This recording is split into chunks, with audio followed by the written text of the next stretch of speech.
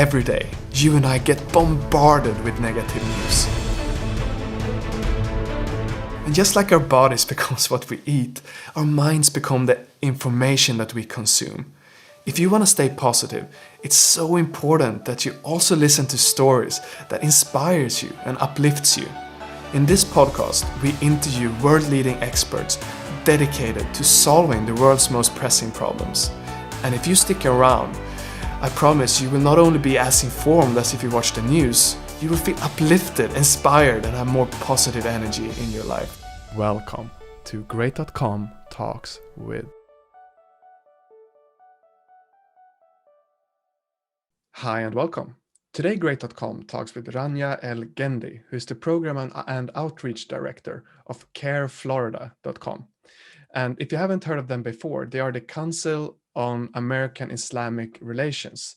And that means that they are a Muslim civil rights non-profit. And if you're new here to this podcast, you definitely want to press subscribe on YouTube or in your podcast app, because today we're going to speak about how we can defend people that are being discriminated against. And we're going to talk about anything from the political climate in the US to understanding Islamophobia. So I'm so excited to speak with Raniah today. Thank you, Raniah, for joining us. Thank you for having me. I'm excited as well. So how would you describe CAIR to someone that is not familiar with your organization? Very much how you did. So CAIR is a national federation of independent chapters. We're a Muslim civil rights nonprofit. CAIR-Florida is one of those independently run chapters. And what we do is pretty simple. I mean, we protect anyone who's being discriminated against. A lot of our clients are Muslims, but we also will have clients who don't belong to the Muslim faith.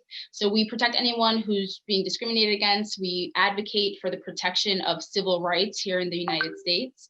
And then we also do a lot of education work to empower, our community and also to build bridges of understanding and tolerance here in the United States.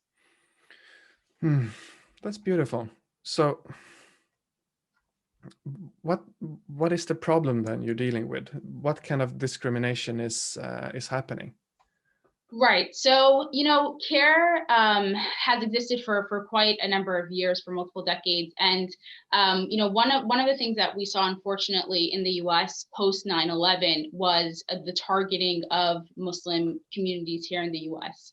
Muslims only make up 1 to 2% of the population in the US. But unfortunately, they make up a large segment of people who are the victim of hate crimes and also who are targeted by discriminatory policies in the US. So we can talk more about that in a bit, but basically we see everything from Muslim students being targeted in schools, sometimes by their teachers, sometimes by other students. We see, discriminatory presentations or policies happening. And, we work to fight against that because here in the United States, we're really blessed with a country that's built on the freedom of religion, the freedom to express your faith and practice your faith. And so we need to make sure that we hold our institutions accountable to allowing people to feel, welcome and safe in practicing their faith, whatever it may be. And I'll also just say that, we do that in a variety of ways. So one good way to think of CAIR-Florida's work is that there's two main aspects of our work. One is legal, where we can defend anyone. Let's say your employer discriminated against you because you needed a prayer break and then they fired you. So one is our legal department, which handles all of our civil rights claims and discrimination claims. But then my department is programs and outreach. And that's where we do all of our community work and all of our programmatic work. And so we do things like know your rights training so that individuals know what their rights are and they're empowered to advocate for themselves. And we also do bridge building through Islam 101 workshops. So we can, do a training for our local police department. We can do a training for our school board or for our school teachers so that they can understand the needs of their minority students, and then they can help create a more welcoming atmosphere. So we do a lot of proactive and reactive work. But I do want to speak a little more to the context, the climate that you mentioned, the Islamophobia climate, but I don't know if now is a good time or not.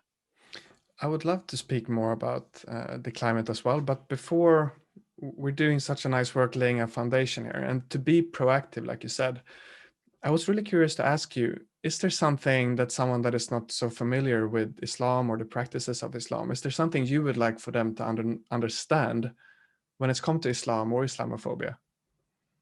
Yeah, absolutely. I mean, I think the biggest thing about Islamophobia is just the misconception that people sometimes have about Muslims and the faith.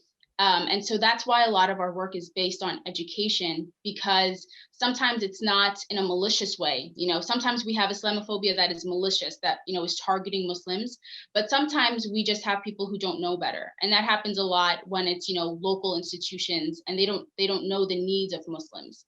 And so that's why we do Islam 101 workshops, to give a basic overview of the faith. And then it's a lot less scary to people because it's not as mysterious. And the biggest take home message is really that, your Muslim neighbors are just like you, right? We are people who are going to the school that your kids are going to. We're shopping at the stores that you're shopping at. We have the jobs that you have, your doctors, your engineers, your teachers. So really, the Muslim community wants the same things that anyone else wants. And we just want to be able to do that and practice our faith, which, we love. Everyone practices the faith that they want to, right? That they love, that they believe in. And so that really shouldn't change how we live, the same that it wouldn't really change it for anyone else. Yeah, that makes a lot of sense. And I like this proactive approach, and thank you for taking the time to explain this in our podcast. So let's switch back to the political climate then, because I assume you have been going through maybe even more challenges and adversities with the recent administration, and that now there has been a big shift. So yeah, if you could talk me through what challenges you've been going through there, and also what it means with the shift. Yeah, absolutely. So like we said, there's sometimes,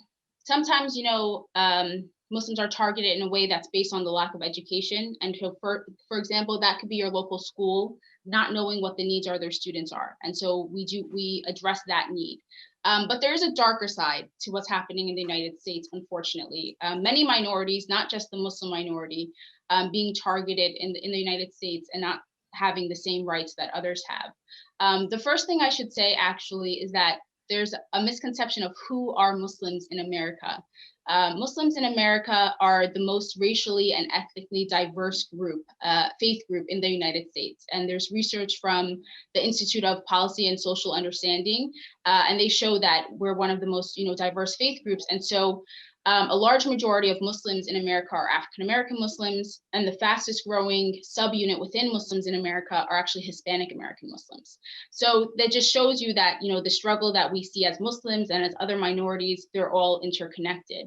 And this dark side of Islamophobia that we saw after 9/11 and really has just continued to grow and has definitely been incited by some political candidates, that have used this rhetoric of division and hate. There's an industry behind it. There is something called the Islamophobia Industry, and I definitely, would welcome viewers to do more research on it. Where I'm located right now, which is Florida in the United States, is actually the hate crime capital of the United States. And so the Southern Poverty Law Center has labeled Florida as the hate crime capital of the United States. We have over 39 identified hate groups that are registered headquarters in Florida. There is over $400 billion over the course of just 3 years that has been gone into this industry of Islamophobia, of putting out messages, media, speakers who are blatantly racist, or discriminatory against Muslim Americans. And I'll give you some examples.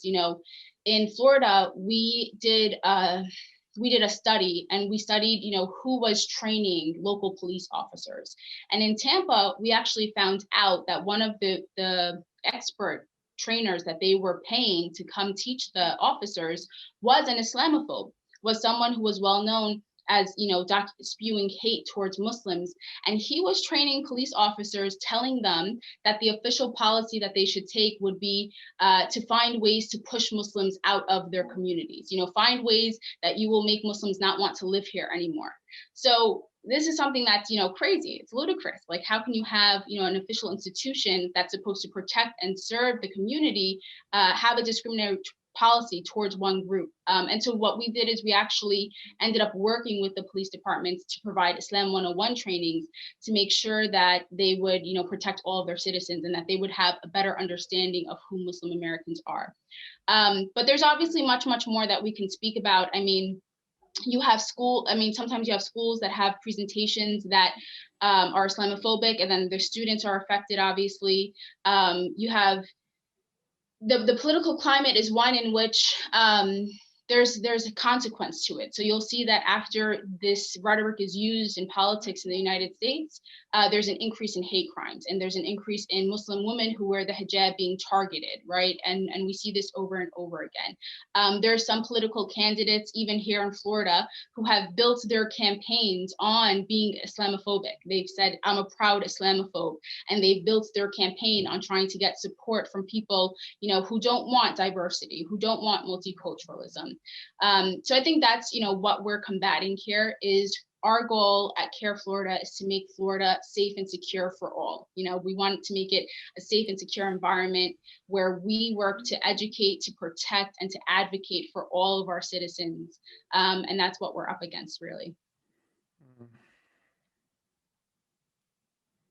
Yeah, that really paints a picture. And I understand. I don't understand. I can imagine the frustration and challenges of being a minority group and being misunderstood and having to fight for both your rights and to be understood. So I appreciate the work that you do very much. Thank you. Appreciate that. So how do you think, so now obviously there's a new administration coming in. Do you think, what kind of effect can Muslims expect that to have? Yeah.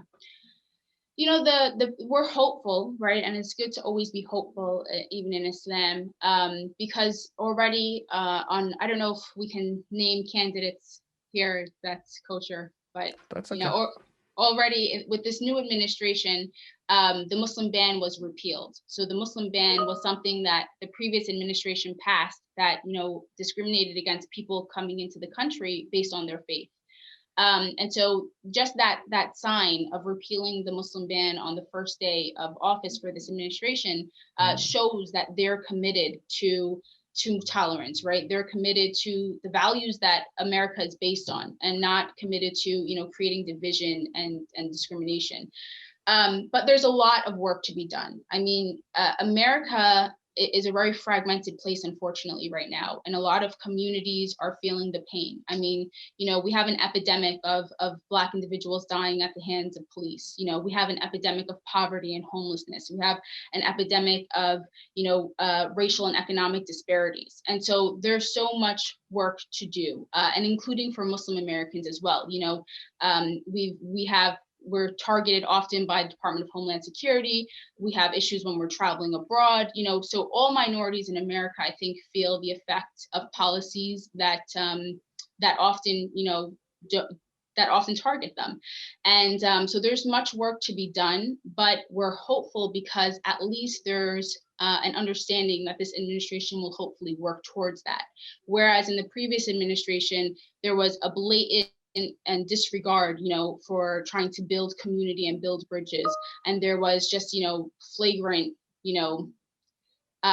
unapologetic rhetoric used that really put our communities at risk. And so I think we're in a better place, and I think we're hopeful for the changes. And I should say that, we're a nonpartisan nonprofit, and so we don't work according to party lines. We only work according to values of, who's going to bring this country together, who's advocating for our communities to be united. And that's what we're working towards ultimately. Yeah. I can imagine the relief with that shift in administration, but I can also understand that there is a serious feeling of commitment to the fact that there's a lot more work to be done. So what from your point of view would you like to accomplish in the next 10 years, both as an organization but also as a country? Yeah, that's a good question. So what we try to do at CAIR-Florida, I mean, is more or less the same work that we always do, right? Which is that proactive piece we spoke about, to educate, to protect our individuals, to advocate on behalf of individuals. But in the long term, our 10-year goal, and it's funny because we just are releasing our 5-year strategic plan, which is going to work on 5 systems of change in Florida. So really transforming systems of operation in Florida, like the government system, the education system, the law enforcement system. And what our goal is in 10 years, not just to be doing trainings, and then I have to train the next police officer, then I have to train the next police officer, but to change policy, to change policy that's going to have a long-term impact. So, we create religious accommodation policies for prisons and for booking facilities. So I don't have to worry about intervening in one case of a Muslim woman having her hijab removed, but now the policy is changed. And so now every Muslim woman doesn't have to worry about that. With schools, we don't have to worry about doing one presentation to one classroom, but we kind of change the policy of the Department of Education so that all students will always have, that right to have their religious holiday off, or that right to pray in school or not be bullied for their faith. So our 10-year plan is to change policies in Florida that will indoctrinate some of the protections of these civil rights that we're working towards. And as far as our goals as a country, I don't know where to start, to be honest. I mean, like I said, there's all those disparities. And I think first we have to make sure that we never again get to a place where it's so bad that we have children in cages, or that we have to worry that the people who are protecting us might actually kill us. So I think first we have to get past that phase of that emergency crisis mode that we're currently in. I think there's a lot of reconciliation that our country has to do in terms of our history, and really coming to terms with it, but also addressing it head on about, that our history is not necessarily what we always think it is, that there's a lot to our history that is the reason that we're seeing some of these disparities right now. And then beyond that, I honestly think that one of the ways that the US is different from some of the European countries is this economic disparity. And so it's so hard to want prosperity of social life and health life when we're struggling so hard and people are living paycheck to paycheck. And if they have a medical emergency, they're set far so back. But those are my personal takes. But I think that, we have to work on those structural issues, and then we'll get to a place, hopefully, where the majority of the country, and not just some parts of the society, but the majority of the country is living in a really successful and prosperous way. Yeah, well said. So hopefully the solutions you're talking about will be scalable and can help assist in that transformation. And yeah, like so many of the issues you described, they tie into each other. Hopefully what we've seen in the last couple of years has been, exposing so many other problems. And now I hear many organizations I speak to be hopeful that, okay, it's tough, but we can start making positive change. So thank you so much. And we're coming towards the end, but I'm really curious to know, what can an individual do to take some kind of positive action to, inform themselves, stop Islamophobia? From your point of view, what is important? Yeah, I mean, listen, the work that our organization does is not something that people can't do individually. So, you don't have to wait for us to set up a Islam 101 workshop. Go ahead and do some research, right? Find out about your Muslim neighbor. Go talk to them. Go have a sit down. I think that type of bridge building work makes such a big difference, and it goes such a long way. And in addition to that, same thing when we're advocating for policies, whether it's at the local level or at the state level, find out who your school board is, find out who your local officials are, find out what changes they're proposing, find out what's happening in your locale, and be active and be involved in kind of what decisions are being made, and then promote your friends and your family to make that same type of active engagement, commitment to active engagement. And I think if we all do that, on our micro worlds, then it's really going to have an impact, and it is going to transform the country. So feel free to utilize us as a resource, visit our website, CAIR-Florida.org, but also whatever your locale is, these are issues that we can all be, promoting and fighting for. And ultimately, the better we treat people around us and the more of an example we are for others around us, I think it will have, a greater impact and a widespread effect. Start becoming more active, take an interest in people around you, and be kinder to them. Yes. Beautiful. Rania, thank you so much for taking the time to speak with Great today. I very much appreciate it. Thank you. I appreciate it. Thanks for having me on. Okay.